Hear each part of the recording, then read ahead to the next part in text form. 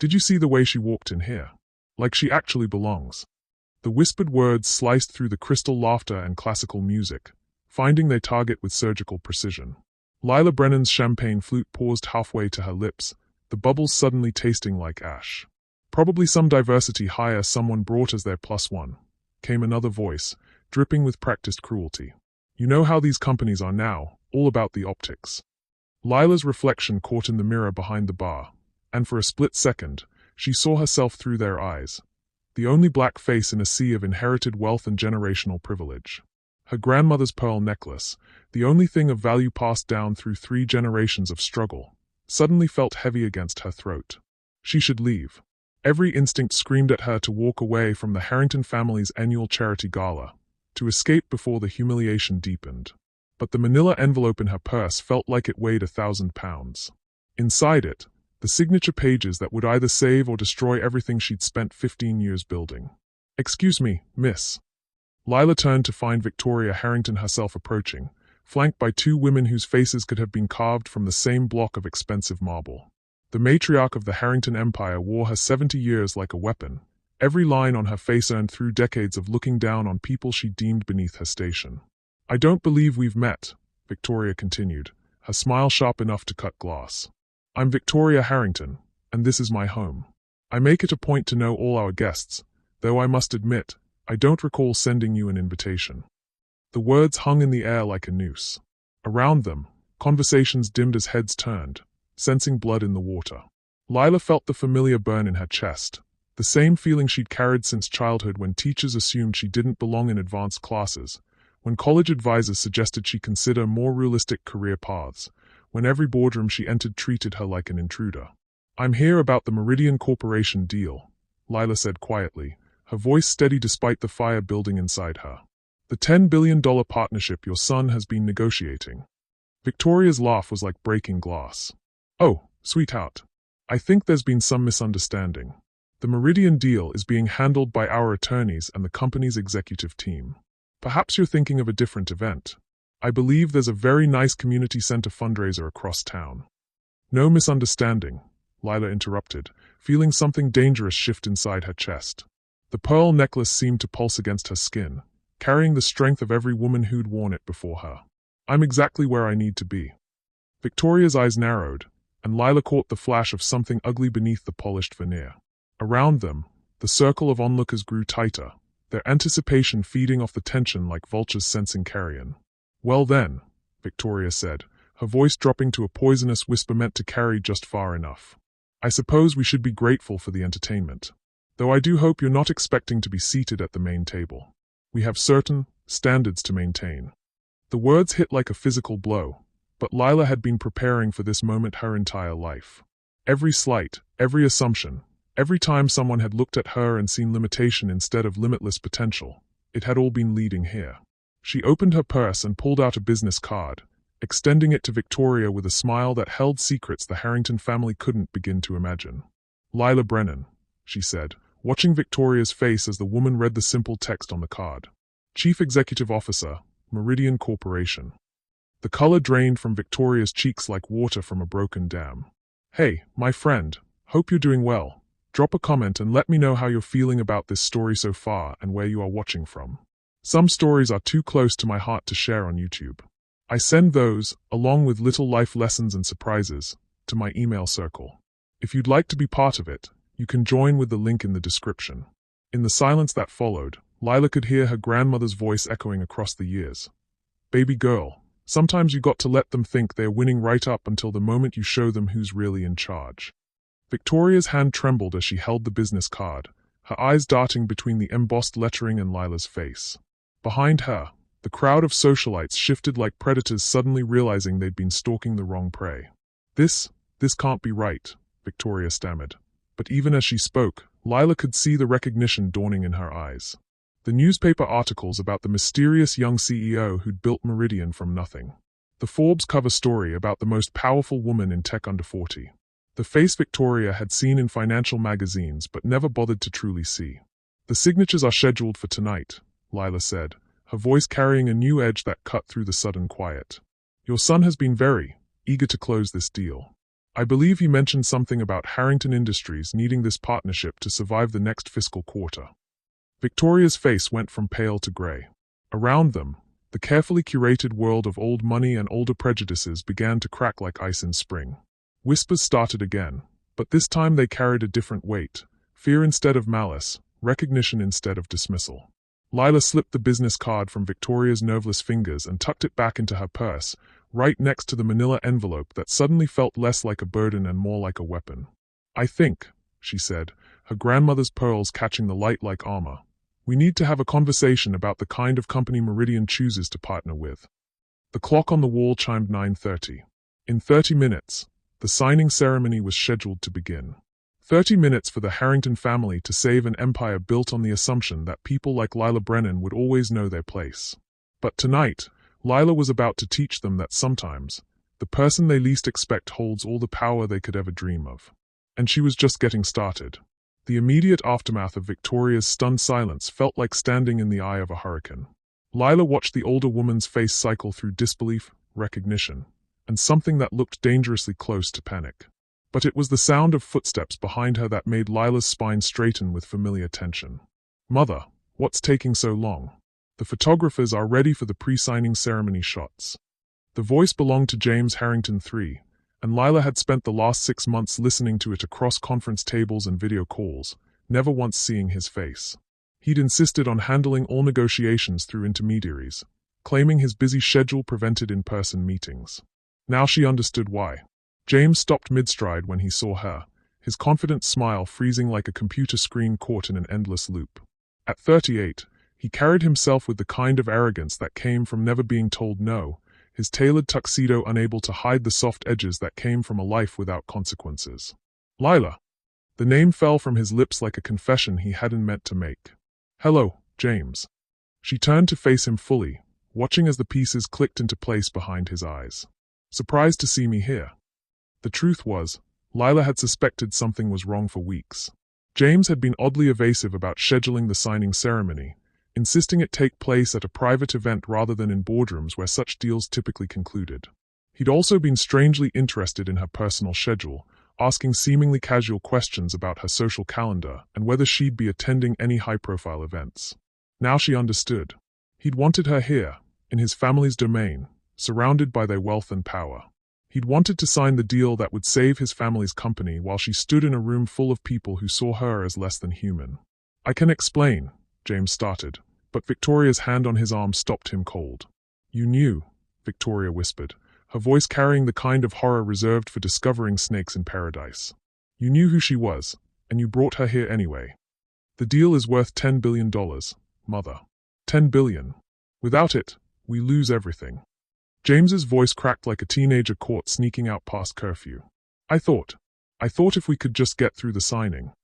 Lila felt something twist in her chest, a familiar ache that reached back to a 14-year-old girl standing in the principal's office, listening to her scholarship being discussed like a charity case rather than an earned achievement. The difference was that 14-year-old girl had been powerless. This woman held the future of a 100-year-old empire in her hands. "You thought what, exactly?" Lila's voice was soft, but everyone within earshot leaned in to catch her words. "That I was so desperate for your approval that I'd sign away $10 billion just to feel included." Before James could answer, another voice cut through the tension like a blade through silk. "Well, this is certainly more entertaining than the usual charity auction." The woman who approached moved with the kind of confidence that came from owning rooms before entering them. Monica Vasquez had been James's business partner and closest advisor for over a decade, and Lila had spoken with her dozens of times during the negotiation process. Unlike James, Monica had always been direct, professional, and seemingly colorblind to everything except profit margins.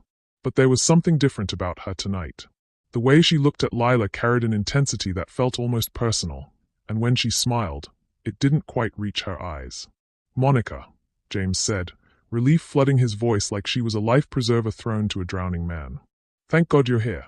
Maybe you can help me explain to Lila that this was all just a misunderstanding." Monica's laugh was sharp enough to cut crystal. "Oh, James. Sweet, privileged James. You really think this is about a misunderstanding?" The way she said his name made something cold settle in Lila's stomach. There was history in that tone, layers of resentment wrapped in years of professional courtesy. "What's that supposed to mean?" Victoria demanded, but Monica's attention remained fixed on Lila. "Do you want to tell them, or should I?" Monica asked, her smile widening like a cat that had just cornered a particularly interesting mouse. Lila felt the ground shift beneath her feet. "Tell them what?" "About the other offers, of course.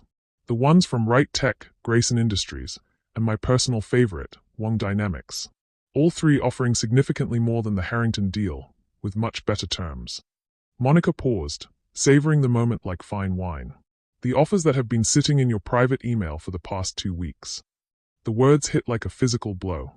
Lila's mind raced, trying to understand how Monica could know about communications that had been strictly confidential. Those offers had been sent to her personal email, not through any channel Monica would have had access to.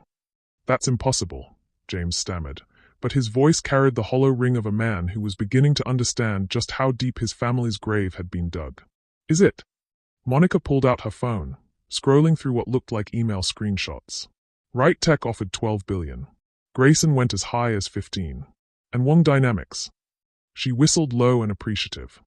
$20 billion, plus equity stakes that would make Lila one of the wealthiest women in America within 5 years. The room went silent except for the sound of Victoria's sharp intake of breath and James's muttered curse. But Lila barely heard them. Her mind was focused on a single, terrifying question. How had Monica accessed her private emails? "The real question," Monica continued, her voice carrying a new edge, "is why our brilliant CEO chose to honor a deal with the lowest bidder. Unless, of course, there's something else at play here." Lila felt her grandmother's pearls press against her throat like a reminder of all the women who had fought impossible battles before her. The betrayal cut deep, not just Monica's violation of her privacy, but the implication that her business decisions were motivated by anything other than strategy. "The Harrington deal offered something the others didn't," Lila said quietly, her voice steady despite the storm building inside her chest. "And what was that?" Monica's smile was razor-sharp now, and Lila could see the trap being laid with surgical precision. The truth was complicated, layered with the kind of personal history that had no place in boardrooms but everything to do with the woman she'd become. 15 years ago, when Lila was a struggling graduate student with a revolutionary idea and no capital, she'd approached Harrington Industries for seed funding. Victoria Harrington herself had looked across a conference table and told her that companies like theirs didn't invest in risky ventures from unproven sources. That rejection had cost Lila 2 years of development time and nearly killed her company before it began. She'd eventually found funding elsewhere, but she'd never forgotten the dismissive way Victoria had looked at her, like she was a child playing dress-up in the adult world. The Harrington deal wasn't about money. It was about proving that the little girl who'd been told she didn't belong had grown up to hold their survival in her hands. It was about the choice to show mercy to those who had shown her none. But explaining that would require revealing vulnerabilities she wasn't ready to expose, especially not to someone who had already violated her trust. "The terms were acceptable," Lila said finally, knowing how weak it sounded even as the words left her mouth. Monica's laugh was like breaking glass. "Acceptable? You're willing to leave $14 billion on the table because the terms were acceptable?" Around them, the crowd of socialites pressed closer, their earlier cruelty forgotten in the face of a drama that had suddenly become more valuable than entertainment. These were people who lived for the moments when empires fell and fortunes changed hands, and Lila could feel their anticipation like heat from a flame. "There's something else," Monica said, and the predatory satisfaction in her voice made Lila's blood turn to ice. "Something I think everyone here should know about the real reason Meridian Corporation chose the Harrington deal." Lila's heart stopped beating for a moment. There was only one person who knew the full truth about her history with the Harrington family, only one person she'd trusted with the story of that first, devastating rejection. She'd told Monica 6 months ago, during a late-night strategy session when exhaustion had made her nostalgic and foolishly honest. She'd trusted Monica with the truth, and now that trust was about to be weaponized against her. "Monica, don't. It's personal," Monica announced, her voice carrying easily across the suddenly silent room. "This whole deal, this entire negotiation, it's been about revenge. Lila Brennan isn't here to build a partnership. She's here to destroy the family that rejected her when she was nobody." The words landed like bombs in the crystal silence of the ballroom. Victoria's face went white, then red, then something that looked like volcanic fury. James stumbled backward as if he'd been physically struck. And around them, The crowd of observers began to murmur with the kind of vicious excitement that came from watching blood sports. But it was the look in Monica's eyes that cut deepest. The satisfaction of someone who had been planning this betrayal for much longer than the last 2 minutes. This wasn't spontaneous cruelty. This was calculated, strategic, and designed to humiliate Lila in the most public way possible. Is it true? Victoria's voice was barely above a whisper, but it carried the weight of Judgment Day. Is this all about some teenage grudge? Lila felt the walls closing in, felt the weight of every eye in the room pressing down on her like a physical force.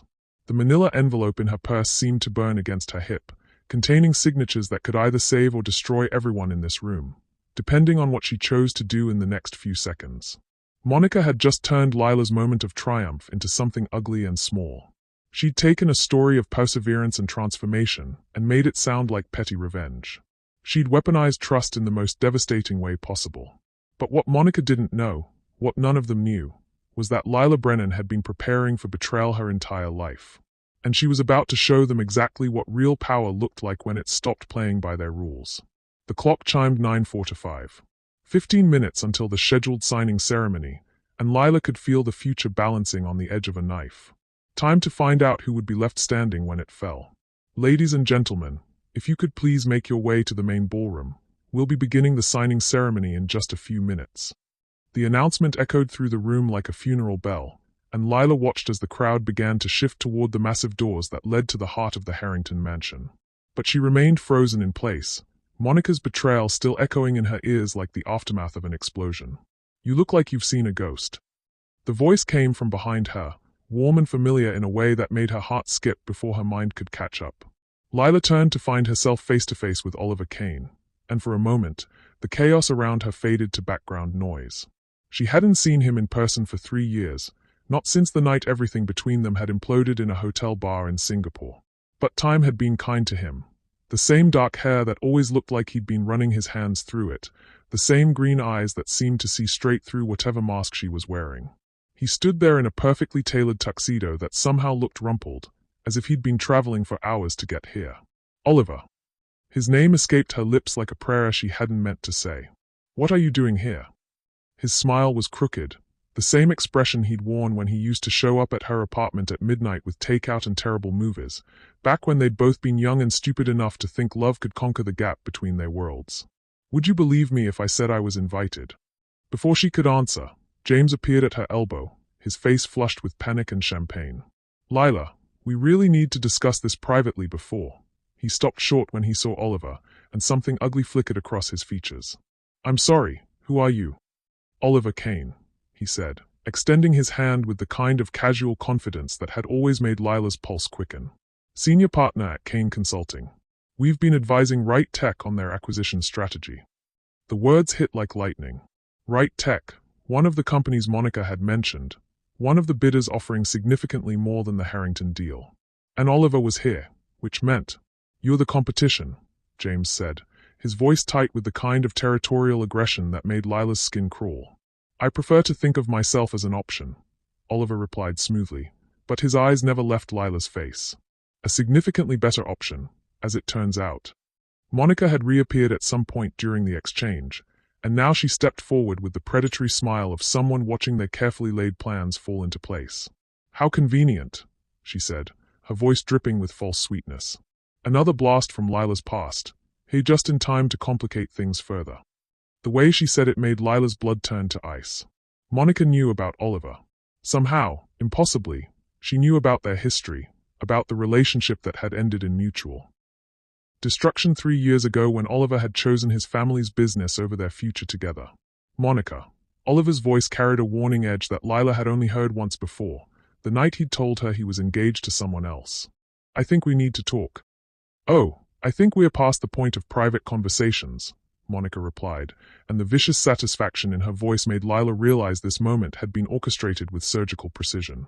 Since we're all being so honest tonight, why don't you tell everyone why you're really here? The crowd that had been slowly filtering toward the ballroom suddenly stilled, sensing fresh blood in the water.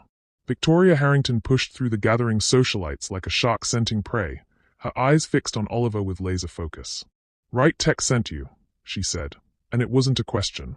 You're here to steal our deal. Oliver's jaw tightened, and Lila saw the flash of something dangerous in his expression. Actually, Mrs. Harrington, I'm here because your son has been feeding my client inside information about Meridian's negotiations for the past 6 weeks. The words exploded through the room like a grenade. James went white as bleached bone, his mouth opening and closing like a fish gasping for air.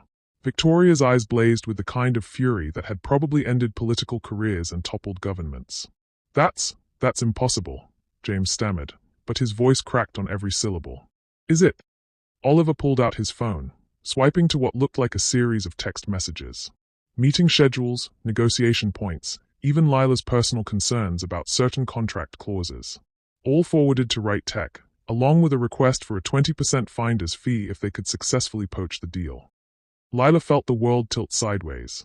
The man who had spent 6 months building her trust, who had convinced her to honor this partnership despite better offers, who had orchestrated this humiliating evening, he had been selling her secrets to her competitors the entire time.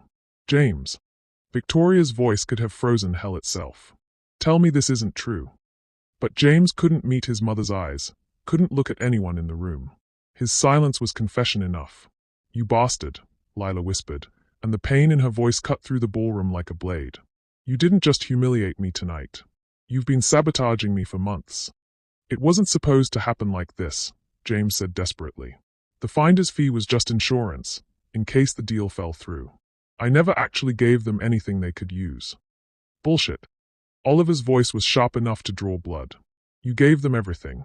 Meeting notes, financial projections, even details about Lila's personal motivations for choosing Harrington over higher offers. Monica stepped forward, her smile widening like a blade being unsheathed. Which brings us to the really interesting question. How did you know about those personal motivations, James?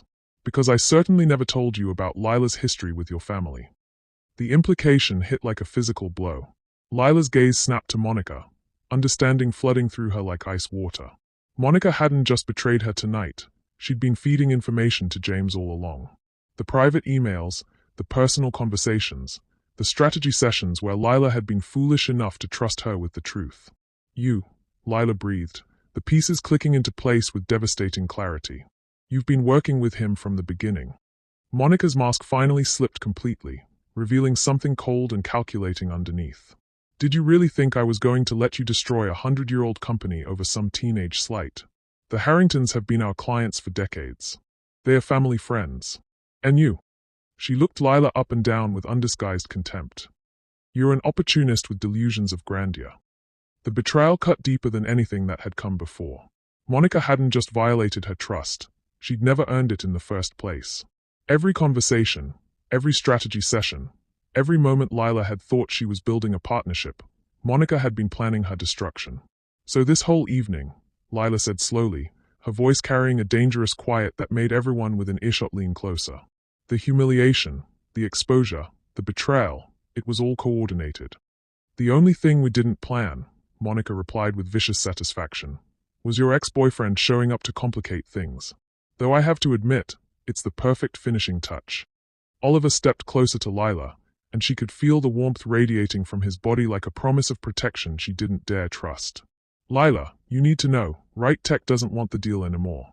Not after what James has been doing. They are pulling their offer. What? James's voice cracked like a teenager. Corporate espionage is still a crime, even when it's done incompetently, Oliver continued, his gaze never leaving Lila's face. Right Tech wants nothing to do with a partner who traffics in stolen information. They've withdrawn their bid. Victoria made a sound like a wounded animal. But that means, Monica said, her confidence wavering for the first time all evening, we're back to the original deal.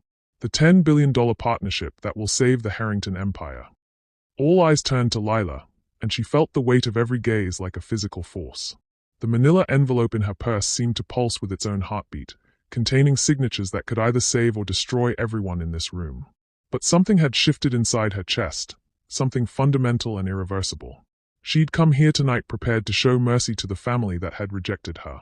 She'd been willing to honor a deal despite better offers, to prove that she was bigger than their petty cruelties.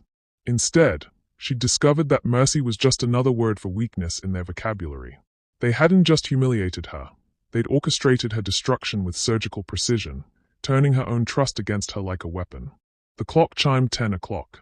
The signing ceremony was supposed to begin now, in the main ballroom where 150 of the most powerful people in the city were waiting to witness the deal that would define the next decade of American business. Lila looked around the room at the faces watching her. Victoria's barely contained fury, James's desperate panic, Monica's calculating contempt, and Oliver, standing close enough to touch, his green eyes holding something that looked dangerously like hope. "You want to know the truth about why I chose the Harrington deal?"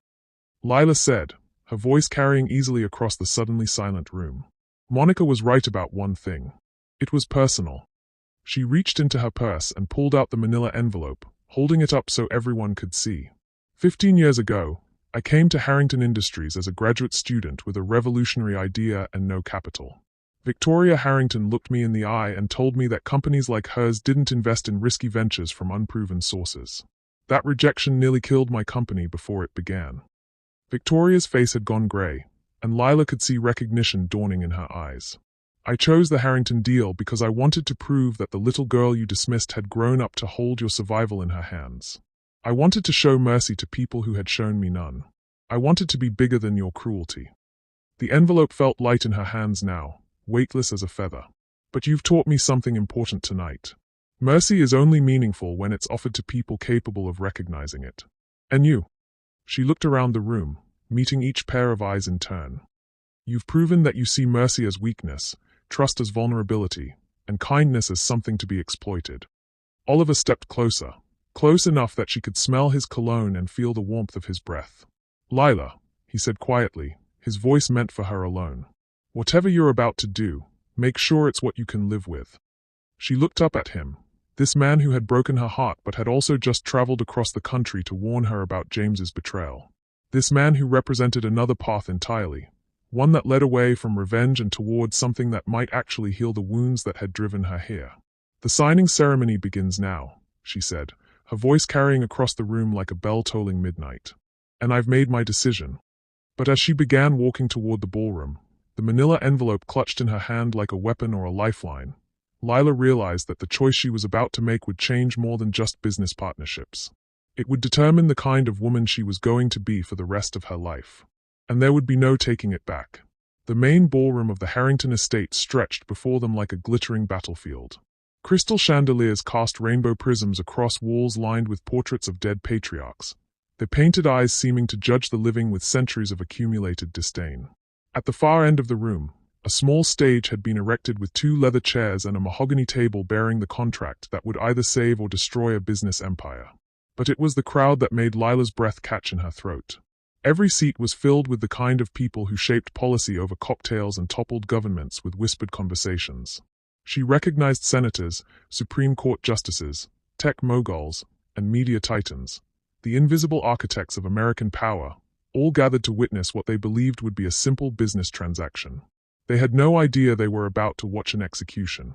"Breathe," Oliver murmured beside her, his hand finding the small of her back in a gesture so familiar it made her heart ache. "You've got this." His touch sent electricity through her nerve endings, memories flooding back of quiet Sunday mornings when the world had felt full of possibility instead of betrayal. But that was before she'd learned that Oliver's family owned 40% of Right Tech. Before she'd discovered that their entire relationship had been built on foundations of sand and corporate politics. "Don't," she whispered, stepping away from his touch. "Not here. Not now." But even as she rejected his comfort, part of her wanted to lean into him, to let him carry some of the weight that was threatening to crush her chest. The crowd was turning to watch their entrance, conversations dimming as recognition rippled through the room like wildfire. "Ladies and gentlemen," James's voice boomed from the stage, artificially bright with desperation. "Thank you all for joining us tonight for this historic partnership between Harrington Industries and Meridian Corporation." Applause echoed through the ballroom, polite and expectant. James stood at the podium like a man facing a firing squad, his smile as brittle as spun glass. Behind him, Victoria had taken her place at the signing table, her face a mask of controlled fury that promised consequences for everyone who had brought her to this moment. But it was the figure in the shadows at the edge of the stage that made Lila's blood turn to ice. Detective Ray Morrison stood with his arms crossed, his badge visible beneath his open suit jacket. His presence could only mean one thing. Someone had reported the corporate espionage. "Why is there a cop here?" she asked Oliver, but before he could answer, Monica appeared at her other side. "Insurance policy," Monica said, her voice carrying smug satisfaction. "Right Tech filed a formal complaint about the stolen information 2 hours ago. Detective Morrison is here to arrest James the moment he admits to corporate espionage on record." The pieces clicked into place with devastating clarity. This wasn't just about business anymore. It was about criminal charges that could destroy James's life completely. Monica hadn't just orchestrated a betrayal. She'd set up a public destruction that would end with handcuffs and headlines. "You planned this," Lila breathed, understanding flooding through her like ice water. "All of it. The humiliation, the exposure, even the arrest. You wanted to destroy him publicly." Monica's smile was sharp enough to draw blood. James Harrington is a spoiled child who's been coasting on his family's name for decades. He deserves everything that's coming to him. "But why?" Oliver demanded, and Lila could hear the genuine confusion in his voice. "Monica, you've been working with the Harringtons for years. They trusted you." "Trust is a luxury I can't afford," Monica replied, her mask slipping to reveal something cold and calculating underneath. "My family lost everything when Harrington Industries pulled out of our shipping contracts in 2008. 23 employees, including my father, lost their jobs because Victoria Harrington decided our company wasn't aligned with their values anymore." The confession hit like a physical blow. Monica's betrayal wasn't just professional, it was personal, motivated by the same kind of generational pain that had driven Lila to this moment. "So you've been planning this for 15 years, Lila said, pieces of a larger puzzle falling into place. Getting close to their business, earning their trust, waiting for the perfect moment to destroy them. "The perfect moment," Monica confirmed, "and the perfect weapon. You." Before Lila could respond, James's voice crackled through the sound system again. "As you all know, this partnership represents more than just a business deal. It's a bridge between old American enterprise and new American innovation. It's a testament to the power of collaboration across all boundaries." His words were pretty, but Lila could see the sweat beading on his forehead, could hear the tremor in his voice that spoke of a man trying to hold back an avalanche with his bare hands. "However," James continued, and the word hung in the air like a sword about to fall, "there have been some unexpected complications tonight that we need to address before proceeding." The crowd shifted restlessly, sensing drama in the way predators smell blood. Phones appeared in hands as the media representatives in attendance prepared to capture whatever was about to unfold. "You see," James said, his voice gaining strength as he embraced his own destruction. "It seems that some information about this deal may have been shared inappropriately with competing companies. And while I take full responsibility for any breaches of confidentiality—" "James, stop." Victoria's voice cut through the ballroom like a whip crack. She'd risen from her chair at the signing table, her face a mask of barely controlled panic. "Don't say another word." But James was past the point of listening to anyone. The weight of his betrayal, the pressure of the investigation, and the certainty of his destruction had pushed him beyond caution into the territory of confession. "I shared confidential information about Meridian Corporation's negotiations with Right Tech," he announced, his voice carrying clearly through the sudden silence. "I violated the trust of both companies, and I accept full responsibility for my actions." Detective Morrison stepped forward, his hand moving to the handcuffs at his belt. The crowd erupted in whispers and camera clicks, the sound like a forest fire consuming everything in its path. But Lila barely heard the chaos. Her attention was fixed on Oliver, whose face had gone white as bleached bone. "You knew," she whispered, understanding hitting her like lightning. "You knew he was going to confess tonight." Oliver's silence was confirmation enough. He'd come here not just to warn her about James's betrayal, but to witness his public destruction. And that meant, Right Tech didn't just pull their offer, she said, her voice barely audible over the growing commotion. They coordinated with Monica to make sure James destroyed himself publicly. "Lila, it's not what you think, isn't it?" She stepped back from him, the betrayal cutting deeper than anything Monica or James had done. Because Oliver had held her in his arms 3 years ago, had whispered promises about their future, had made her believe that love could conquer the gap between their worlds. And now he was here, orchestrating the destruction of her business deal for his own company's benefit. "Ladies and gentlemen, please remain calm." Victoria's voice boomed through the microphone as Detective Morrison approached the stage. "There's been a misunderstanding." But her words were drowned out by the sound of handcuffs clicking into place. "James Harrington III, heir to a business empire that had shaped American commerce for over a century, was being arrested in front of the most powerful people in the country. The cameras caught every moment. As chaos erupted around them, Lila felt the manila envelope in her hands like it was burning her skin.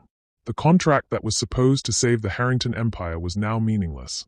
James's confession had made him a criminal, and no legitimate company could enter into partnership with someone facing federal charges. Lila, Oliver said desperately, reaching for her arm. Let me explain. Let me tell you what really happened. But she was already moving, pushing through the crowd toward the stage where Victoria stood like a general watching her army fall. The older woman's eyes found hers across the chaos, and for a moment, all the pretense and cruelty fell away. Victoria Harrington looked like what she really was, a terrified old woman watching her world collapse. Mrs. Harrington, Lila called out, her voice carrying over the commotion. Victoria's head turned toward her like a sunflower following light, hope and desperation warring in her expression. The contract, Victoria said, and her voice cracked on the words. Please. My family has built this company over 4 generations. We have 15,000 employees, pension funds, communities that depend on us. I know what we did tonight was unforgivable, but you need me to save you anyway, Lila finished, stepping onto the stage. The crowd quieted as they realized they were about to witness the moment of truth. Phones held high, cameras rolling, the most powerful people in America holding their breath to see whether mercy or justice would win the day. Lila looked out at the sea of faces, some familiar, some strange, all waiting to see what she would choose. Her gaze found Oliver in the crowd, his green eyes pleading with her across the distance. Monica stood beside him, her expression unreadable now that her carefully laid plans had succeeded beyond her wildest dreams. The manila envelope felt weightless in her hands. You want to know what your son offered Right Tech in exchange for stealing my secrets? Lila asked, her voice carrying clearly through the ballroom's excellent acoustics. Victoria nodded, though Lila could see she dreaded the answer. 20% of Harrington Industries.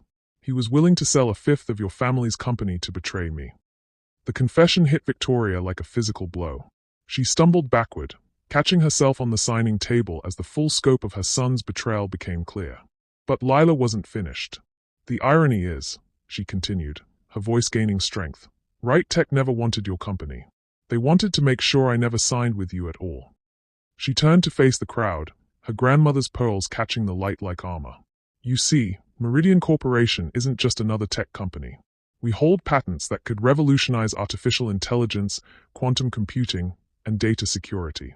The company that partners with us doesn't just get access to our technology, they get the keys to the future. Understanding began to dawn on faces throughout the crowd.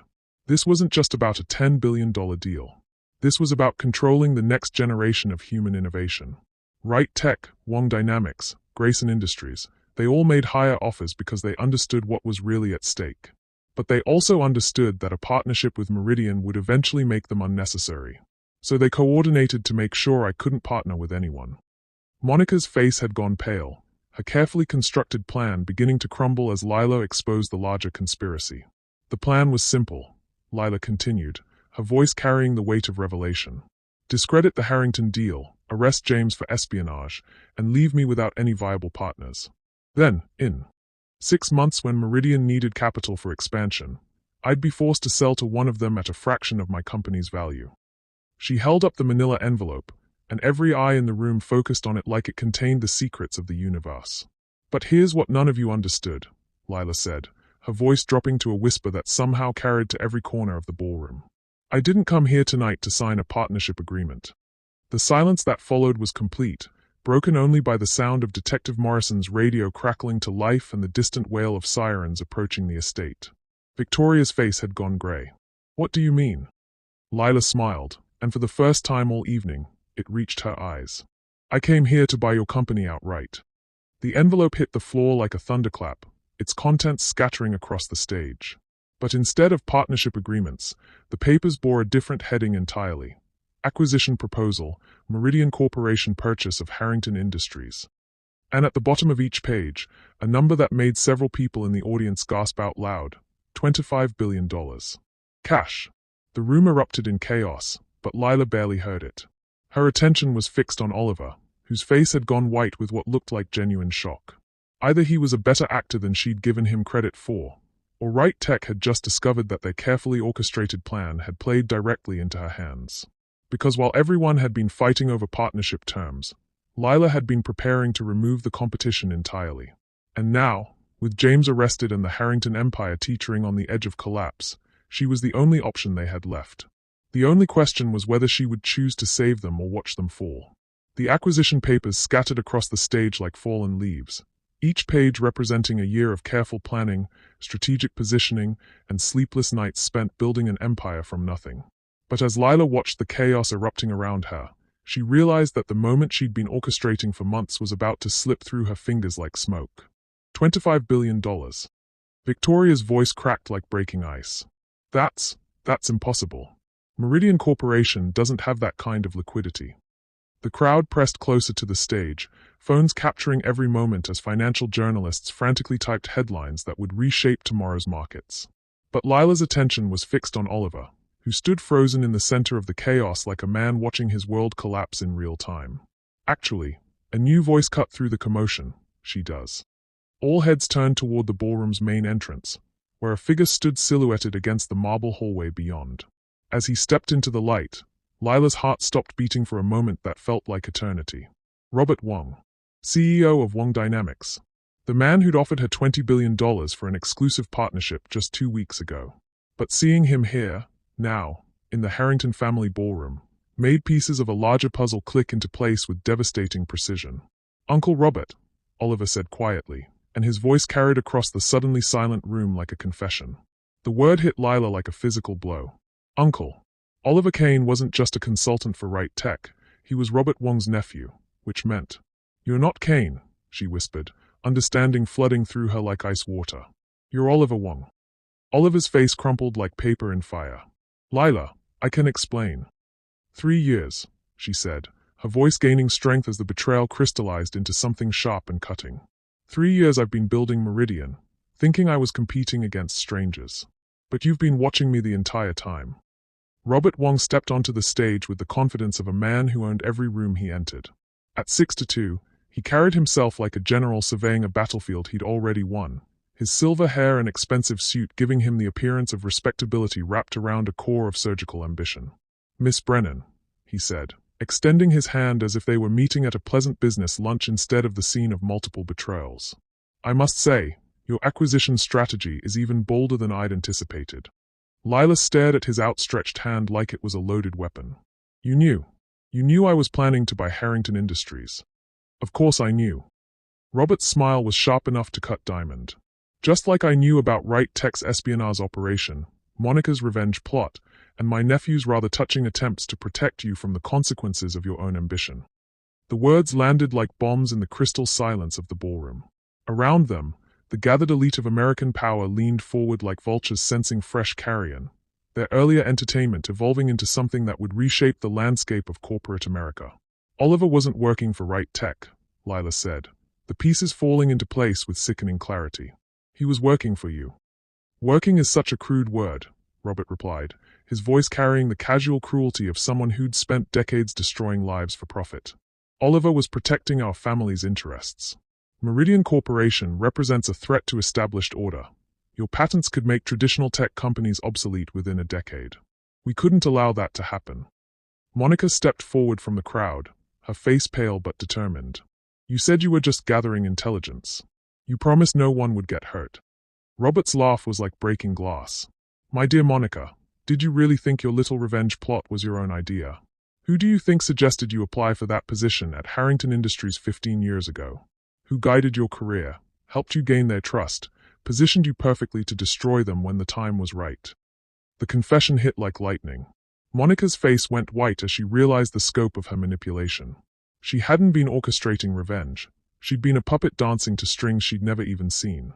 "You used me," Monica whispered, and the devastation in her voice was raw enough to cut. "I used everyone," Robert confirmed with casual brutality. "Monica for access to Harrington's internal operations. James for intelligence about Meridian's negotiations. Oliver for emotional leverage over Miss Brennan. Victoria for her family's connections and reputation." He turned to face the crowd, his voice carrying easily through the ballroom's perfect acoustics. "Ladies and gentlemen, you're witnessing the end of an era. Independent innovation, family-owned businesses, the romantic notion that brilliant individuals can change the world. It's all ending tonight. The future belongs to consolidated power, and Wong Dynamics represents that future. But Lila barely heard his speech. Her attention was fixed on Oliver, who stood at the edge of the stage looking like a man who'd just watched his soul being auctioned to the highest bidder. "Tell me," she said, her voice barely above a whisper but somehow carrying across the chaos. "Tell me our relationship was real." Oliver's green eyes found hers across the distance, and for a moment, the rest of the world faded away. She could see the answer in his expression before he spoke: the guilt, the pain, the love that had somehow survived despite the web of lies surrounding it. "It was real," he said, his voice cracking on the words. "Lila, I swear to you, what we had was real. I never wanted. But you did it anyway," she finished, and the pain in her voice cut through the ballroom like a blade. "You let me fall in love with you while you were spying on me. You held me while I told you my secrets, my fears, my dreams. You made me trust you. Because I love you," Oliver said desperately, stepping toward her across the stage. "I fell in love with you despite everything. I tried to protect you, tried to warn you. By lying to me for 3 years." Lila's voice was gaining strength now, powered by a fury that had been building since the moment she'd walked into this ballroom. "By pretending to be someone else. By letting me build my entire company while your family planned to destroy it." Robert Wong's laughter echoed through the chaos like the sound of breaking dreams. "How touching. Young love surviving corporate espionage. Though I'm afraid the romance will have to wait. We have business to conclude."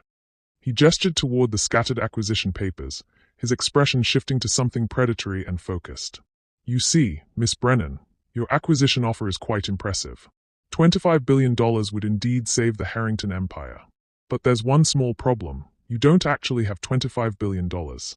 The words hit like ice water. Lila felt the ground shift beneath her feet as Robert continued with surgical precision. "Meridian Corporation's liquid assets total approximately $8 billion. Your credit lines could stretch to perhaps $12 billion with favorable terms. Even liquidating your patent portfolio would only bring you to $18 billion. The acquisition offer you've just made public is, quite simply, impossible to fulfill." Around them, the crowd began to murmur with renewed interest. Financial reporters typed frantically as the implications became clear. Lila had just made a public offer she couldn't honor, which meant fraud charges, SEC investigations, and the complete destruction of her credibility. "Unless," Robert continued, his smile widening like a shark scenting blood, "you'd like to discuss a partnership with Wong Dynamics. We could easily provide the additional funding you need. For a modest equity stake, of course. Say, 51%. The trap closed around her with perfect precision. Robert had orchestrated the entire evening: Monica's betrayal, James's arrest, Oliver's presence, even her own acquisition strategy, to maneuver her into this exact moment. She could either admit fraud and watch her empire collapse, or sell controlling interest in her company to the man who'd been planning her destruction for 3 years. "You magnificent bastard," she whispered, and there was almost admiration in her voice. "You played us all." "Business is war by other means," Robert replied. "And I've been fighting this war since before you were born." But it was Oliver's voice that cut through her despair like a lifeline thrown to a drowning woman. "There is another option." All eyes turned to him as he stepped forward, his face pale but determined. "Lila, there's something you need to know. Something I should have told you 3 years ago." Robert's expression darkened. "Oliver, don't. When my father died, he left me a trust fund," Oliver continued, his voice gaining strength as he embraced his own destruction. $4 to $7 billion, held in escrow until my 35th birthday, which was last month." The ballroom fell silent except for the sound of Victoria's sharp intake of breath and Robert's muttered curse. Monica stepped closer, her face a mask of confusion and dawning hope. "I can fund the acquisition," Oliver said, his eyes never leaving Lila's face. $4 to $7 billion, transferred directly to Meridian Corporation. No strings attached, no equity requirements, no partnership obligations. "You can't," Robert snarled, his careful composure finally cracking. "The trust explicitly forbids." "The trust forbids using the money to compete directly with Wong Dynamics," Oliver interrupted. "But funding an acquisition by an independent company, that's perfectly legal." Hope flared in Lila's chest like a candle in the darkness, but Oliver's next words extinguished it before it could take hold. "There's just one condition." The way he said it made her blood turn cold. "What condition?" Oliver's smile was heartbreaking in its sadness. Marry me. Tonight. The trust requires that any major financial decisions be made jointly with my spouse.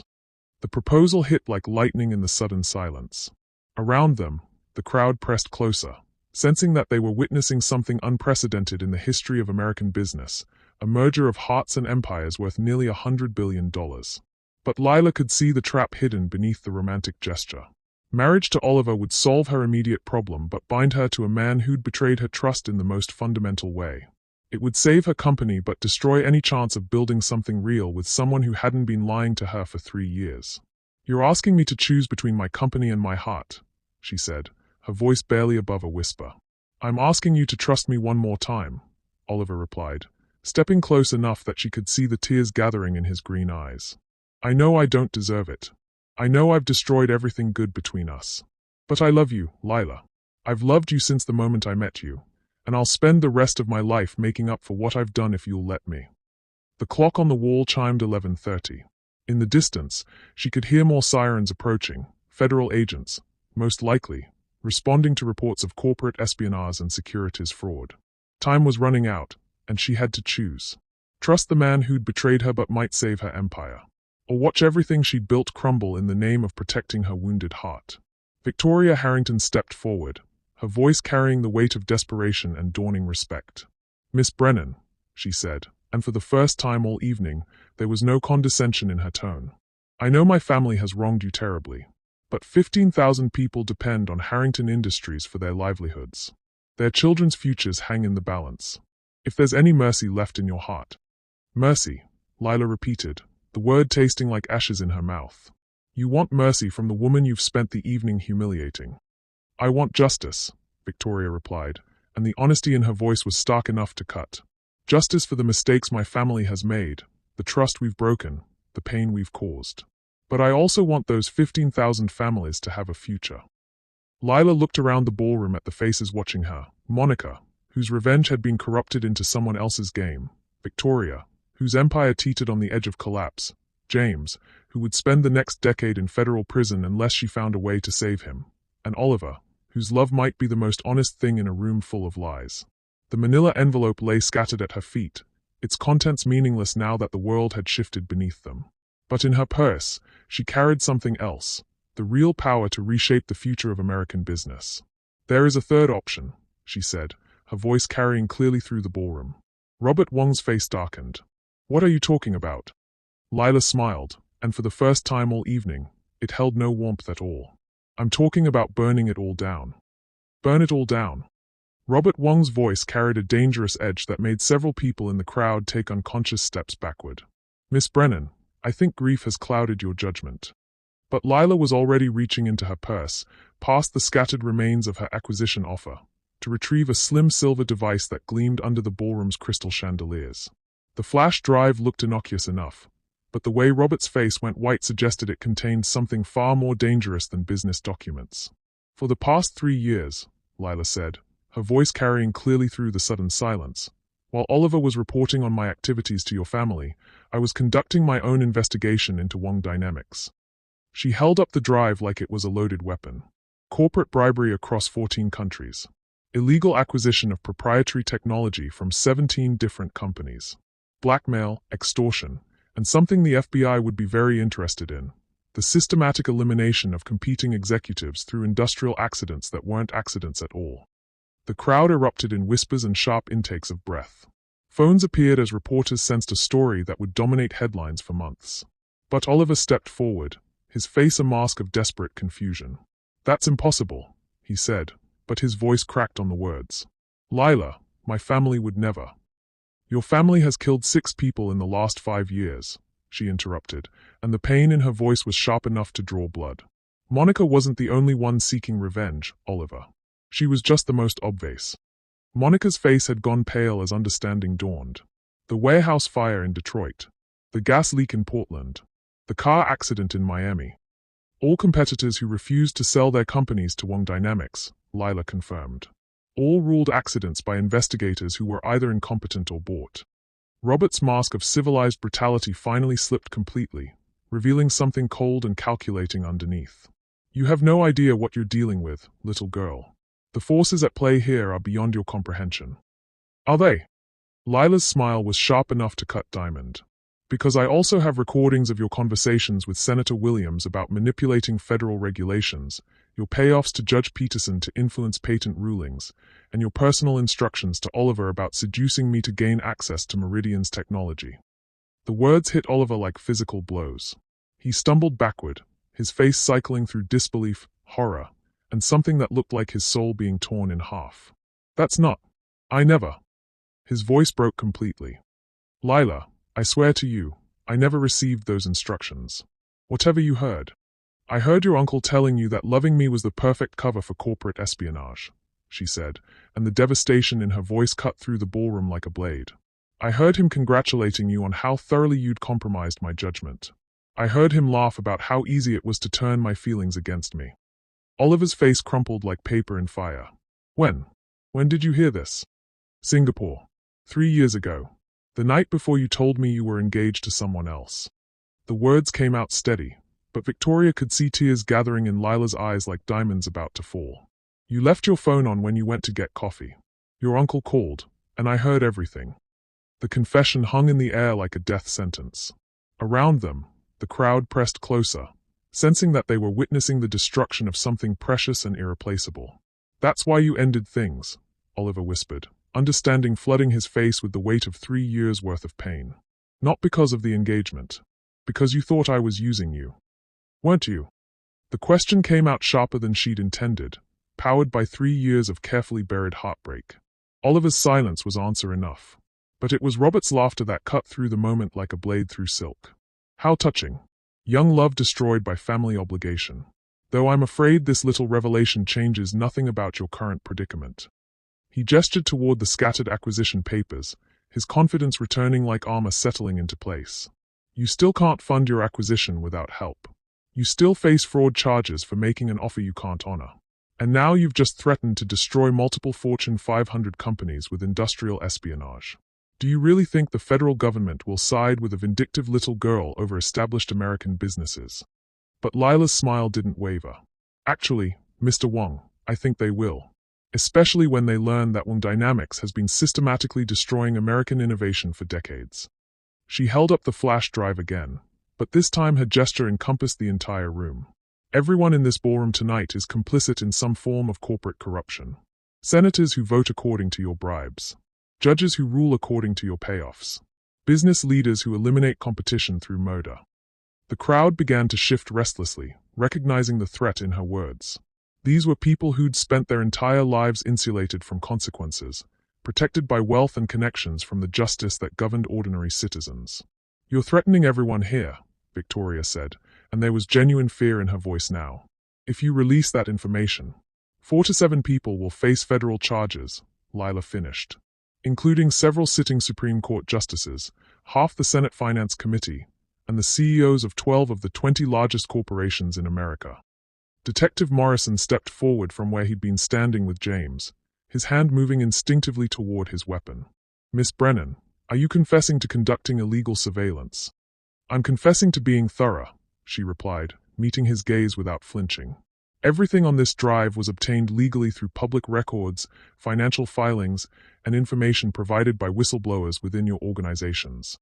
Monica moved closer to the stage, her face a mask of desperate calculation. If you release that information, you don't just destroy them. You destroy the entire system. Thousands of jobs, millions of investments, the foundation of American business. Maybe it's time for a new foundation, Lila said, and there was something dangerous in her voice that made several people in the crowd take steps backward. But Oliver's voice cut through her resolve like a lifeline thrown to a drowning woman. What about us? The simple question hit harder than all of Robert's threats and Monica's manipulation combined. Lila turned to face the man who'd held her heart for 3 years, who'd broken it with calculated precision, who'd just offered to give her everything she'd ever dreamed of. What about us? She echoed, and the pain in her voice was raw enough to cut. If you burn it all down, you destroy my family too, Oliver said, stepping closer despite the danger radiating from her like heat from a flame. My cousins who work at Wong Dynamics, my aunt who depends on the company pension, my mother who...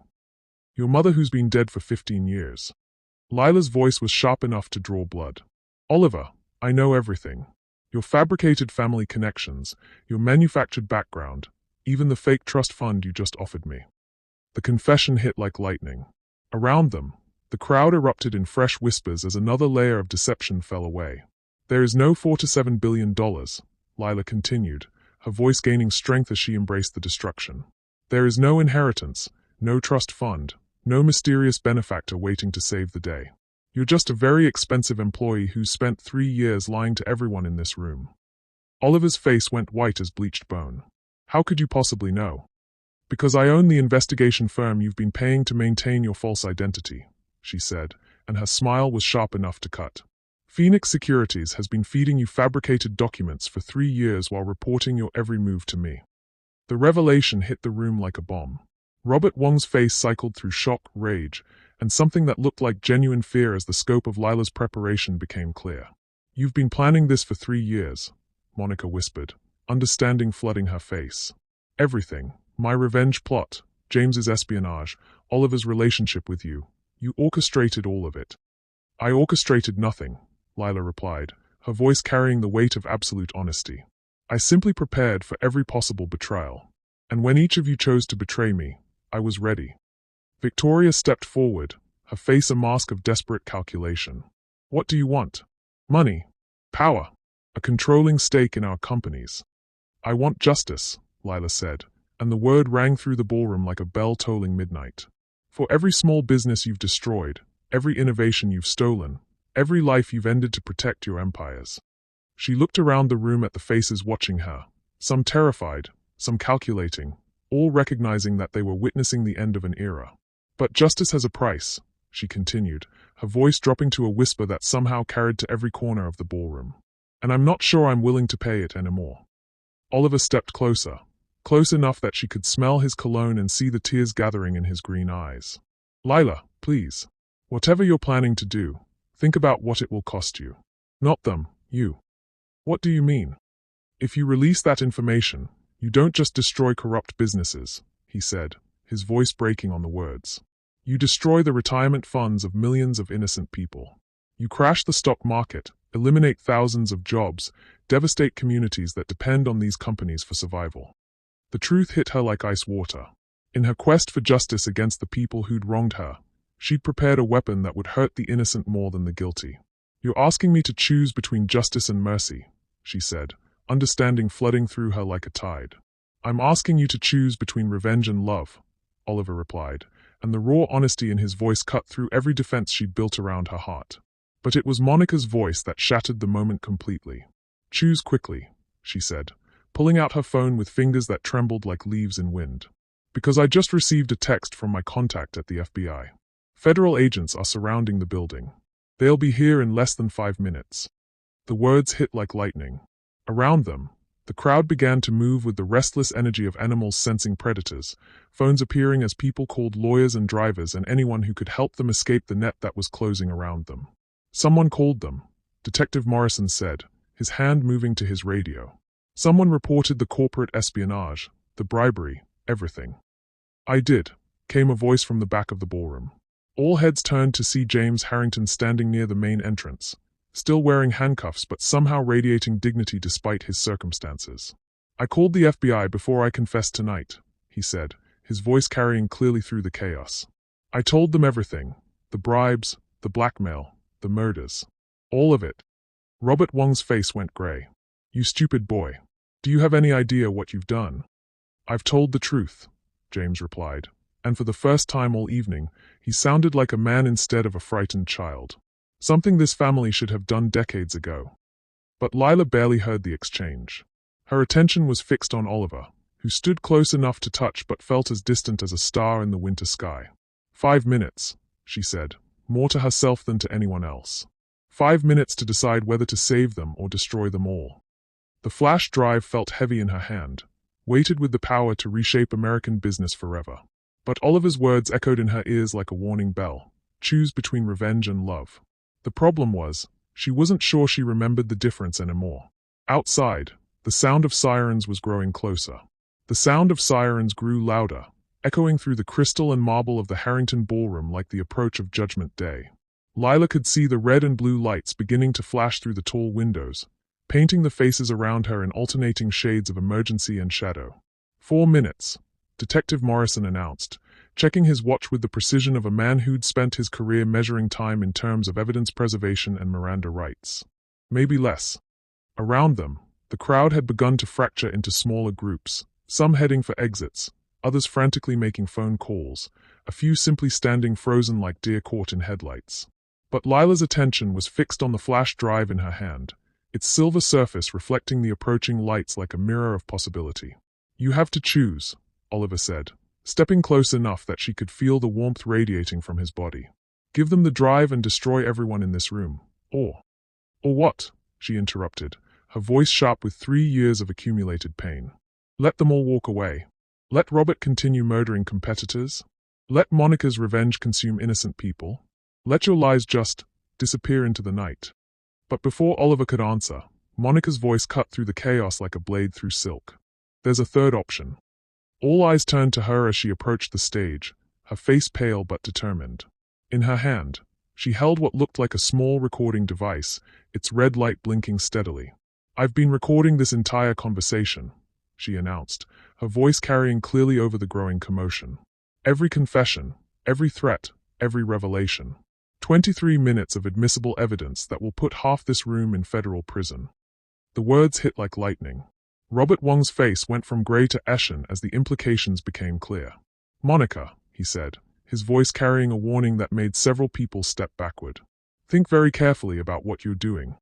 "I am thinking," she replied, and there was something dangerous in her voice that Lila had never heard before. "I'm thinking about my father, who died of a heart attack 6 months after losing his job because of Harrington Industries. I'm thinking about the 22 other families who lost everything when you people decided their livelihoods were expendable." She turned to face Lila, and there was something like recognition in her eyes. "You want justice? Real justice? Then let's give it to them properly. Through the courts, with evidence that will stand up to scrutiny. Not through economic warfare that hurts innocent people." But Lila could see the trap hidden beneath Monica's apparent alliance. "What's the catch?" Monica's smile was sharp enough to cut. "The recording includes your confession about conducting industrial espionage for 3 years. The FBI will want to know how you obtained that information, who helped you, what laws were broken in the process." The betrayal cut deeper than anything that had come before. Monica wasn't offering an alliance, she was ensuring that everyone in the room would fall together, including Lila herself. "You magnificent bitch," Robert Wong said, and there was almost admiration in his voice. "You've been playing all of us."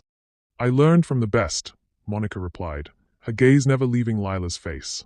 "The question is, Miss Brennan, are you willing to accept justice that includes consequences for yourself?"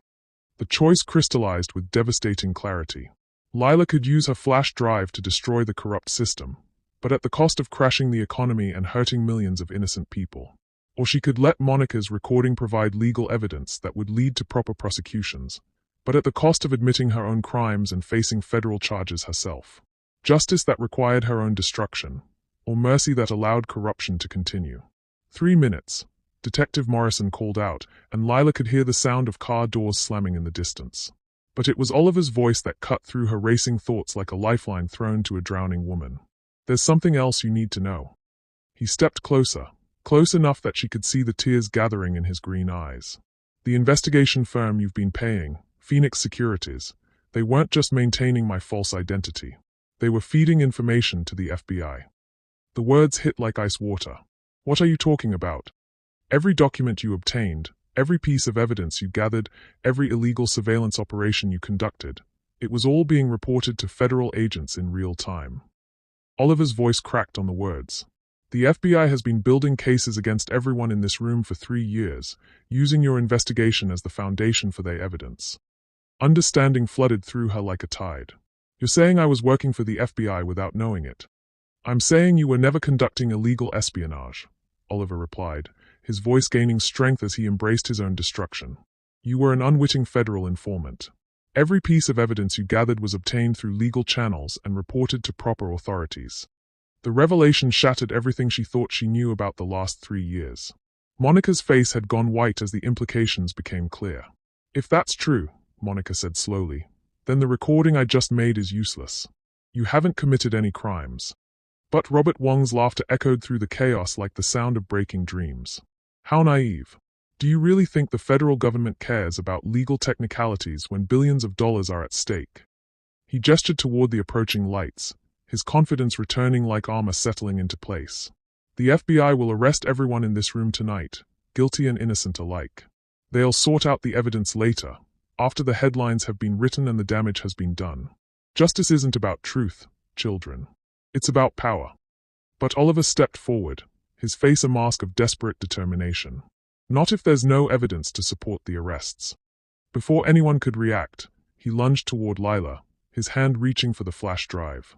But instead of trying to take it from her, he pressed something small and metallic into her palm. Electromagnetic pulse device, he said quickly, his voice barely audible over the growing chaos. Military grade. It will destroy every electronic device in a 50-foot radius, including Monica's recording and your flash drive. The choice crystallized with devastating clarity. She could activate the device and destroy all evidence of everyone's crimes, including her own proof of Robert Wong's murders and corruption. They would all walk away free, but the cycle of abuse would continue. Or she could let the FBI arrive and arrest everyone, including herself, trusting that justice would eventually sort out guilt from innocence. Power or principle? Freedom or truth? 2 minutes, Detective Morrison announced, and Lila could hear the sound of boots on marble in the distance. But it was Victoria Harrington's voice that cut through the moment like a blade through silk.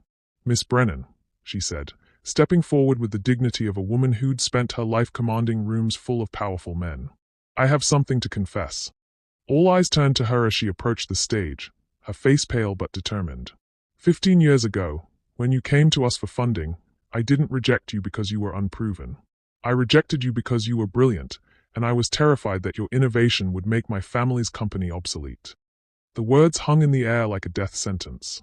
Around them, the crowd pressed closer, sensing that they were witnessing something unprecedented. I've spent the last 15 years watching you build an empire from nothing, watching you succeed despite every obstacle we placed in your path. And tonight, I've watched you choose mercy over revenge, even when we deserved your worst. She extended her hand toward Lila, palm up and empty. Whatever you decide to do with that evidence, you'll have my full support. But I want you to know that the little girl I dismissed 15 years ago has grown into the kind of woman I wish I'd had the courage to become. The confession hit like lightning. For the first time all evening, Lila saw Victoria Harrington not as an enemy to be defeated, but as a human being capable of growth and recognition. 1 minute, Detective Morrison called out, and Lila could see the first federal agents appearing in the ballroom's main entrance. The electromagnetic pulse device felt heavy in her palm, weighted with the power to erase 3 years of careful preparation. The flash drive caught the light like a promise of justice that might never be fulfilled. But it was her grandmother's voice that echoed across the years, carrying wisdom that transcended generations.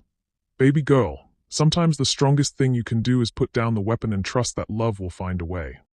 Lila looked around the room at the faces watching her. Oliver, whose love might be the most honest thing in a sea of lies. Monica, whose quest for revenge had been corrupted into someone else's game. Victoria, whose empire had been built on the assumption that people like Lila would always know their place. And Robert Wong, whose systematic destruction of American innovation had finally been exposed. The choice was no longer between justice and mercy. It was between the woman she had been and the woman she could become. She closed her eyes, feeling the weight of 3 years of pain and preparation, and made the decision that would define the rest of her life. When she opened them again, the federal agents were spreading through the ballroom like a tide, their badges gleaming under the crystal chandeliers. And Lila Brennan was ready to face whatever came next. Lila opened her eyes to find herself staring directly into the face of Agent Patricia Wells, a woman whose steel-gray hair and no-nonsense expression suggested she'd spent decades navigating the intersection of federal law and corporate corruption. Behind her, a dozen agents spread through the ballroom with the precision of surgeons, their badges catching the light from the crystal chandeliers. Miss Brennan, Agent Wells said, her voice carrying the kind of authority that had toppled governments and ended political careers. We need to talk. The electromagnetic pulse device felt like it was burning Lila's palm, but she kept her hand steady as she met the agent's gaze. Agent Wells, I was wondering when you'd arrive. Something flickered in the older woman's expression, surprise, perhaps, or recognition. Around them, The crowd had gone silent except for the sound of expensive shoes on marble as federal agents began positioning themselves throughout the room. "You were expecting us," Agent Wells said, "and it wasn't a question. I've been expecting you for 3 years." The words fell into the silence like stones into still water, creating ripples that spread through the gathered crowd. But it was Oliver's sharp intake of breath that cut through Lila's composure like a blade. "What are you saying?" he asked, stepping closer despite the federal agents now surrounding the stage. Lila turned to face him, and for the first time all evening, her smile held genuine warmth. "I'm saying that Phoenix Securities wasn't just reporting my activities to the FBI without my knowledge. I hired them specifically to create a legal channel for intelligence gathering." The revelation hit the room like lightning. Monica's face went white as understanding dawned, while Robert Wong's expression cycled through disbelief, rage, and something that looked like genuine fear. "You've been working with federal agents," Monica whispered, and there was almost admiration in her voice. "This entire evening has been a carefully orchestrated sting operation," Agent Wells confirmed, stepping onto the stage. "Miss Brennan has been a federal informant for the past 36 months, gathering evidence of corporate corruption, bribery, and worse." But Oliver shook his head, confusion and pain warring in his expression. "That's impossible. Lila, if you were working with the FBI, why didn't you tell me? Why let me think?" "Because I had to know if your feelings were real," she interrupted, and the honesty in her voice cut through the chaos like a lifeline. "I had to know if you would choose love over family loyalty when it mattered." Before Oliver could respond, Robert Wong's voice boomed across the ballroom with the force of a man watching his empire crumble. "This is entrapment. Everything you've gathered is inadmissible.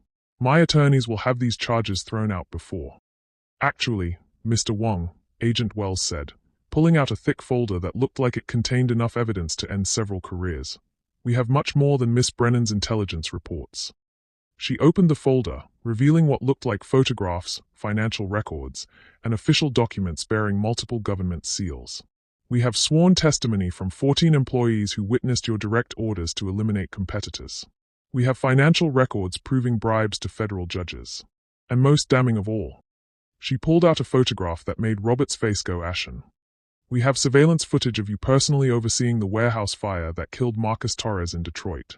The photograph showed Robert Wong standing in the shadows across from a building engulfed in flames, his face clearly visible in the orange light. It was the kind of evidence that ended lives and legacies. "Where did you get that?" Robert demanded, but his voice cracked like a teenager caught in a lie.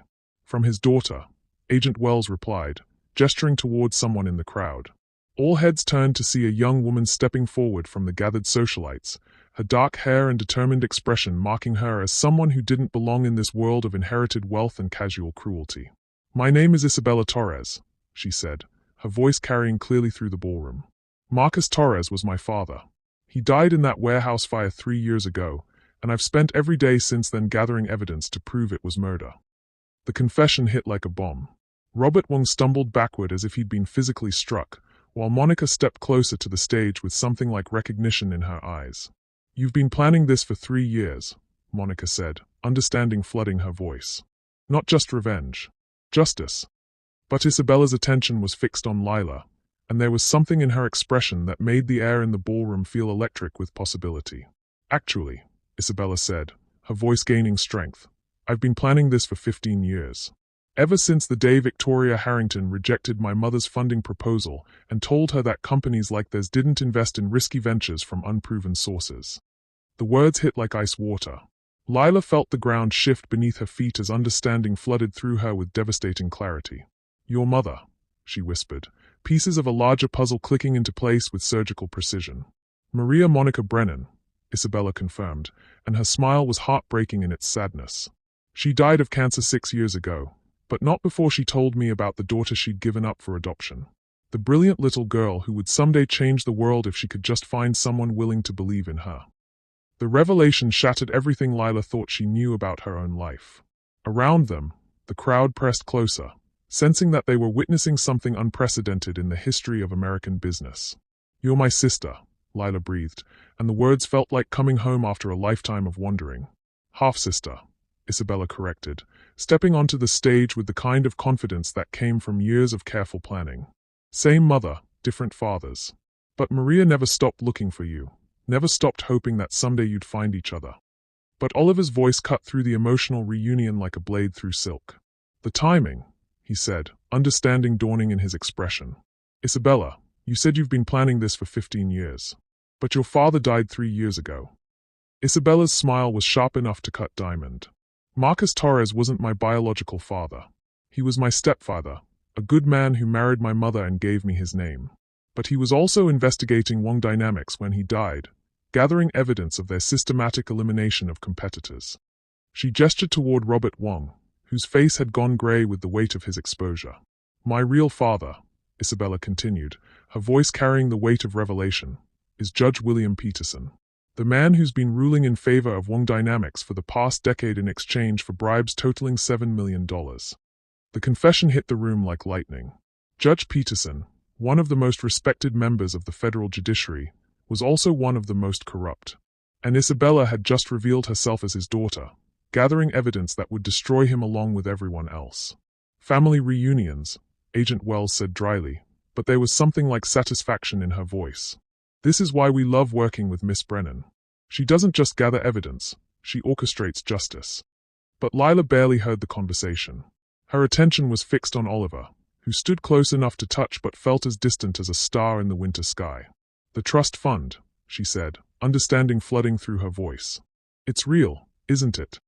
Oliver's smile was crooked, the same expression he'd worn when he used to show up at her apartment with takeout and terrible movies. $4 to $7 billion, legally mine as of last month. But there's no marriage requirement, no joint decision-making, no strings attached. Then why did you lie? Because I wanted to know if you'd choose love over money, he replied, and the honesty in his voice cut through every defense she'd built around her heart. I wanted to know if you'd trust me enough to build something real, even if it meant giving up everything you'd worked for. The test had gone both ways, Lila realized. While she'd been testing his loyalty, he'd been testing her love. While she'd been gathering evidence of his family's corruption, he'd been preparing to sacrifice his inheritance to prove his feelings were real. But now you know the truth, Oliver continued, stepping closer despite the federal agents surrounding them. I'm not just Oliver Kane, consultant and corporate spy. I'm Oliver Wong, estranged nephew of a murderer, heir to a fortune built on blood and corruption. He extended his hand toward her, palm up and trembling slightly. The question is, can you love the real me? Not the lie I've been living, not the man I pretended to be, but the person I actually am underneath all the deception. Before Lila could answer, Monica's voice cut through the moment like a blade through silk. There's one more thing you should know. All eyes turned to her as she approached the stage, her face pale but determined. In her hand, she held what looked like a legal document bearing multiple official seals. 2 hours ago, I filed incorporation papers for a new company, she announced, her voice carrying clearly over the growing commotion. Torres Brennan Enterprises, with Isabella and Lila as equal partners. She held up the document so everyone could see. While you were all fighting over partnerships and acquisitions, I was creating something entirely new. A company dedicated to supporting innovation from overlooked communities, funded by. She gestured toward Oliver with something like a smile. A $4 to $7 billion endowment from the Wong Family Trust. The revelation hit like lightning. Oliver had already transferred his inheritance, not to save corrupted businesses or fund revenge schemes, but to create something entirely new. Something that would honor both the sister Lila had found and the mother who had never stopped believing in her. The Meridian Corporation patents. Lila asked, her voice barely above a whisper. Donated to the new company as seed technology, Isabella confirmed. Along with the evidence that will put Robert Wong and his associates in federal prison for the rest of their lives. But it was Agent Wells who delivered the final blow to the old order. Ladies and gentlemen, she announced, her voice carrying easily through the ballroom. You are all witnesses to the largest corporate corruption bust in American history. 4 to 7 individuals will face federal charges, 12 companies will be dissolved, and approximately $200 billion in stolen assets will be returned to the communities and competitors who were harmed. She gestured toward Lila and Isabella, standing together on the stage like generals surveying a battlefield they'd finally won. But more importantly, you're witnessing the birth of a new model for American business. One based on innovation instead of inheritance, collaboration instead of competition, and justice instead of just profit. As federal agents began leading Robert Wong and his associates toward the ballroom's exits, Lila felt something shift inside her chest. The anger that had driven her for 3 years, The need for revenge that had consumed her thoughts and shaped her strategies. It was transforming into something else entirely. Hope. Purpose. The possibility of building something beautiful from the ashes of corruption. "So," Oliver said, his voice soft enough that only she could hear, "what happens now?" Lila looked around the ballroom at the faces watching her. Victoria Harrington, whose empire would be restructured but not destroyed. Monica, whose quest for revenge had been transformed into a force for justice. Isabella, the sister she'd never known she needed. And Oliver, whose love had somehow survived 3 years of lies and tests and mutual betrayal. The electromagnetic pulse device still felt heavy in her palm, but the flash drive was already being transferred to Agent Wells as evidence. The choice between destruction and creation had been made, and she'd chosen to build something new instead of simply tearing down what was broken. "Now," she said, her grandmother's pearls catching the light like promises of a better future, "we change the world." The clock chimed midnight as federal agents finished processing the crime scene that had once been a charity gala. But Lila barely noticed the time. She was too busy planning the future with the sister she'd just found and the man who'd proven that love could survive even the most devastating betrayals. Outside, the sirens were fading into the distance, carrying away the architects of the old corruption. But inside the ballroom, something entirely new was being born from the ashes of everything that had come before. And for the first time in 3 years, Lila Brennan was exactly where she belonged. 6 months later, Lila stood in the lobby of what had once been Harrington Industries, watching construction workers install a new sign that read Torres Brennan Innovation Center. The morning sun streamed through floor-to-ceiling windows, casting rainbow prisms across walls that would soon display portraits of inventors and entrepreneurs from communities that had been overlooked for too long. The irony wasn't lost on her. The building where Victoria Harrington had once dismissed her as an unproven source was now the headquarters of the most revolutionary technology incubator in American history. But unlike the bitter triumph she'd imagined during those long years of planning revenge, this victory felt different. It felt like coming home. "The dedication ceremony starts in 20 minutes, Isabella said, approaching with 2 cups of coffee and the kind of sisterly smile that still made Lila's heart skip with wonder. "Are you ready for this?" Through the windows, Lila could see the crowd gathering in the courtyard. Young inventors holding prototypes, established scientists carrying research proposals, venture capitalists who'd finally learned to see potential in places they'd never looked before. The faces were diverse in every way that mattered, united only by the shared dream of changing the world through innovation. "I've been ready for this my entire life," Lila replied, accepting the coffee with hands that bore a new ring on her left finger. "I just didn't know it until now." The engagement ring caught the morning light, its simple elegance a testament to love that had survived betrayal, lies, and the kind of testing that either destroyed relationships or forged them into something unbreakable. Oliver had proposed 3 months ago, not with grand gestures or public declarations, but with quiet honesty in her apartment on a Tuesday evening when she'd been reviewing patent applications and he'd been grading papers for the business ethics course he now taught at Columbia. "Marry me," he'd said simply, looking up from student essays about corporate responsibility. "Not because of trust funds or business deals or family obligations. Marry me because I want to spend the rest of my life learning how to deserve the love you've given me." She'd said yes before he'd finished asking, understanding finally that real love wasn't about perfection. It was about choosing each other despite imperfections, about building something beautiful from the wreckage of what had come before. "The Times reporter wants to interview you before the ceremony," Isabella continued, pulling Lila from her memories. "Something about the impact of Torres Brennan on American innovation policy." The numbers were staggering, even 6 months later. 4 to 7 federal convictions, including Robert Chen's life sentence for murder and conspiracy. 12 Fortune 500 companies restructured under new leadership, their corrupt practices replaced with transparency requirements that had become the gold standard for corporate governance. Most importantly, $200 billion in recovered assets had been redistributed to communities and competitors who'd been harmed by decades of systematic abuse. But it was the human stories that mattered most. The single mother in Detroit whose revolutionary battery technology was now being developed with full funding and patent protection. The immigrant engineer in Phoenix whose water purification system would soon provide clean drinking water to millions. The teenager in rural Alabama whose coding algorithm was being used to detect early signs of cancer. These were the victories that made everything else worthwhile. "Miss Brennan."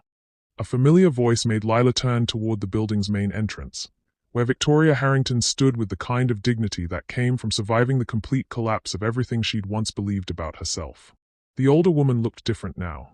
The sharp edges of entitlement had been worn away by 6 months of federal investigation, corporate restructuring, and the painful process of learning to see her life through the eyes of people she'd spent decades dismissing.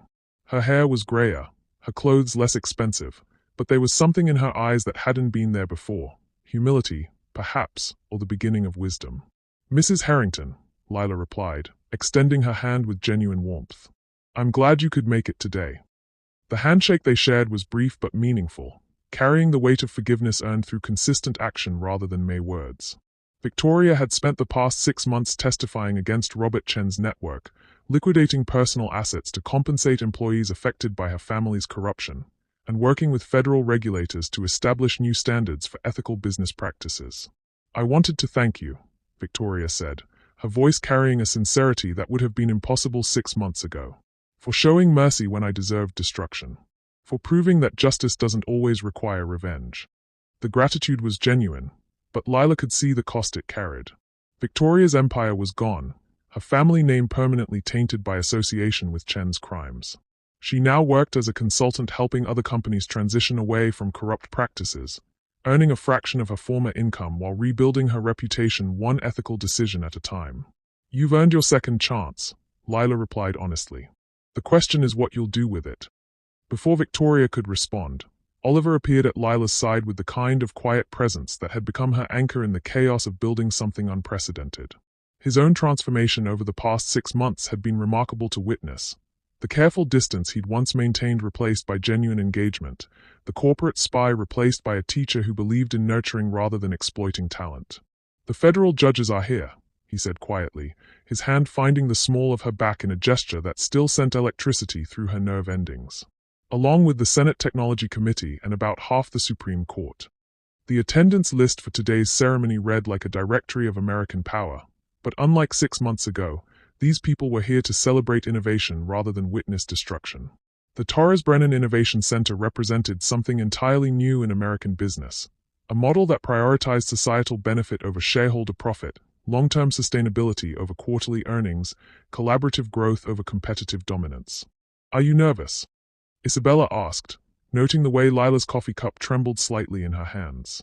"Terrified," Lila admitted with a laugh that held echoes of the girl who'd once stood outside this same building, clutching a business plan and hoping someone would see her potential. "But it's a good kind of terrified." The parallel wasn't lost on any of them. 15 years ago, a young woman had been dismissed from this building and told she didn't belong in the world of serious business. Today, that same woman would announce partnerships with 12 major universities, funding commitments from 40 international investors, and a pipeline of innovations that would reshape everything from healthcare to environmental protection. But perhaps more importantly, she would do it surrounded by people who truly saw her, not as a diversity hire or an interesting experiment, but as a leader who'd earned her position through vision, competence, and the kind of integrity that inspired others to be better than they'd ever imagined possible. "There's something else," Oliver said, pulling out his phone to show a message that made Lila's breath catch in her throat. Elena just texted from Geneva. The International Business Ethics Council voted unanimously to adopt the Torres Brennan model as the global standard for ethical innovation funding. The news hit like lightning. Elena's transformation from corporate spy to international ethics advocate had been one of the most remarkable outcomes of the entire ordeal. She now worked with governments worldwide to establish regulatory frameworks that prevented the kind of systematic abuse that had characterized American business for decades. 43 countries have committed to implementing the new standards within 2 years, Oliver continued, his voice carrying pride and amazement in equal measure.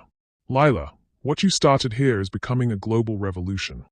But before she could respond, Isabella's voice cut through the moment with gentle urgency. "It's time," she said, gesturing toward the courtyard where the crowd had grown to nearly 1,000 people. "The world is waiting to hear what comes next." Lila looked around at the faces surrounding her, Oliver, whose love had survived the ultimate test of honesty, Isabella, the sister she'd never known she needed, Victoria, whose transformation proved that people could choose to become better than their worst moments, and in the distance, Detective Morrison, who now headed the FBI's new corporate ethics division.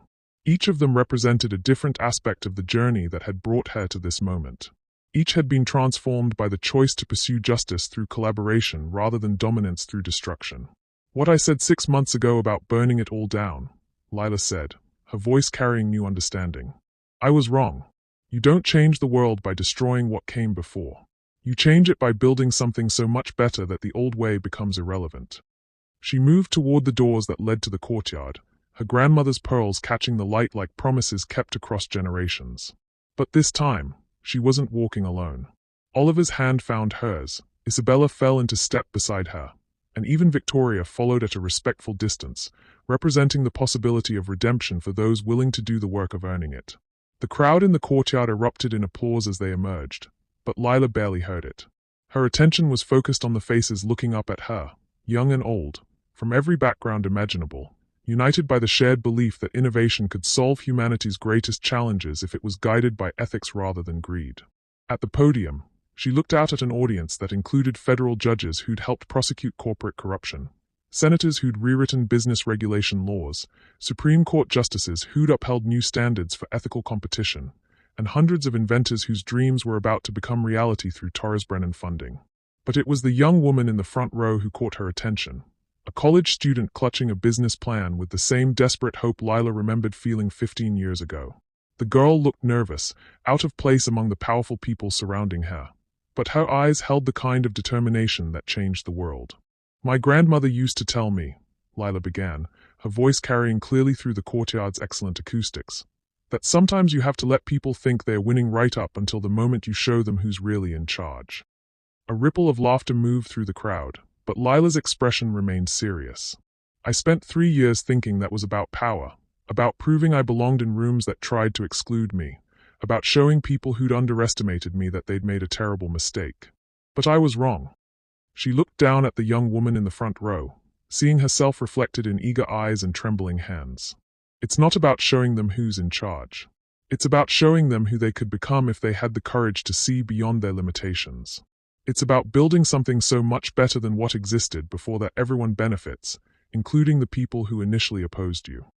The words carried across the courtyard and beyond, broadcast live to audiences around the world who were watching the launch of a new model for human progress. "The Torres Brennan Innovation Center isn't just about funding good ideas," Lila continued, her voice gaining strength as she embraced her role as architect of a better future.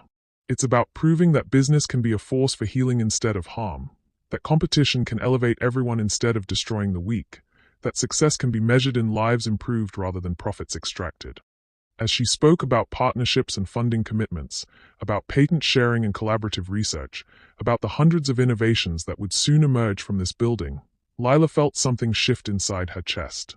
The anger that had driven her for so long had been transformed into something more powerful. Hope backed by resources, dreams supported by systems, the possibility of change guided by ethical principles. 6 months ago," she said, approaching the end of her prepared remarks, "I stood in this building planning to destroy the people who'd wronged me. Today, I stand here grateful for every betrayal, every rejection, every moment of pain that taught me the difference between justice and revenge." She paused, her gaze finding Oliver in the crowd, then Isabella, then even Victoria, each representing a different aspect of the journey that had brought her here. Because revenge seeks to diminish others, but justice seeks to elevate everyone. The applause that followed was deafening, but Lila barely heard it. She was too busy thinking about the future they were building together, a world where innovation was guided by ethics, where business served humanity rather than exploiting it, where young women with revolutionary ideas wouldn't be dismissed as unproven sources but embraced as the architects of tomorrow. As she stepped down from the podium, Oliver was waiting with the kind of smile that promised a lifetime of shared dreams and collaborative victories. Isabella stood beside him, her presence a daily reminder that family wasn't just about blood but about choosing to support each other's highest potential. "So," Oliver said, his voice soft enough that only she could hear over the continuing celebration, "what's next?" Lila looked around at the crowd of inventors, investors, and innovators, all united by the belief that they could build something better than what had come before. Tomorrow, the real work would begin, reviewing proposals, funding research, mentoring young entrepreneurs who needed someone to believe in their impossible dreams. "Now," she said, her grandmother's pearls warm against her throat like a blessing passed down through generations, "we change the world. One innovation at a time, one ethical choice at a time, one act of collaborative love at a time. The sun was setting behind them, painting the sky in shades of possibility. But for Lila Brennan, the day was just beginning. She had a sister to work with, a love to nurture, and a revolution to lead. And she'd never been more ready for anything in her life. As the crowd began to disperse and the television crews packed up their equipment, Lila remained in the courtyard for a few extra moments, watching the young woman from the front row approach with trembling hands and hopeful eyes. "Miss Brennan," the girl said, extending a business plan with the same desperate hope Lila remembered feeling 15 years ago. "I have an idea. It might sound crazy, but I think it could help millions of people. I was wondering if you might have time to listen." Lila smiled, feeling the circle complete itself with perfect symmetry. The girl who'd once been dismissed as unproven was now in position to prove that everyone deserved a chance to change the world. "I have all the time in the world," she said, accepting the business plan with hands that no longer trembled. "Tell me everything." And as the stars began to appear in the darkening sky, Lila Brennan settled in to do what she did best: listen to impossible dreams and figure out how to make them reality. Because that's what love looked like when it was channeled into justice. That's what success looked like when it was measured in lives improved rather than enemies defeated. That's what happened when someone chose to build bridges instead of burning them down. What did this story teach you about the power of choosing justice over revenge, collaboration over competition, and love over fear? Drop your thoughts in the comments and subscribe for more stories that will change how you see the world.